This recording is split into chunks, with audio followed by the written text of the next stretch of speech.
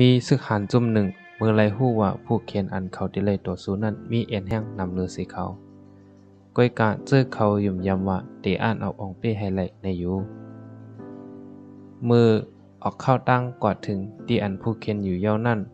ผู้นำซึกตั้งใจหาซึกหานเขาเอาโคเครื่องกลางลงฮือเสจังใจให้เอาไฟเผาฮือแปดเลลัดว่าเจอสู่จองตึกหันเฮืออันตึกไม่อยู่นั่นหือเจอเฮาอ่ำจักออกกอดที่ในแหละสังเจอว่าเฮาอ่ำอองเป้ในเย้ากำนวนสุดเจอเขาก็อองเป้ปังตึกอันนั้นกว่าอยู่อันในเฮ็ดให้เฮาฮู้ว่าเมื่อพ้องเฮาทบยาปัญหาสิลองๆนั่นนังหือเตรียมเฮ็ดให้เฮาโหนหลังเสย่อมกันปัญหานั้นกว่านั้น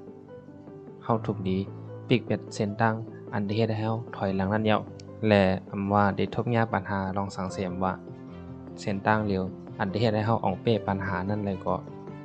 ปิกเป็ดเส้นตั้งตาได้ถอยหลังนั้นเย้าข่าวใจเมืองเมืองสูงตั้งสินค้า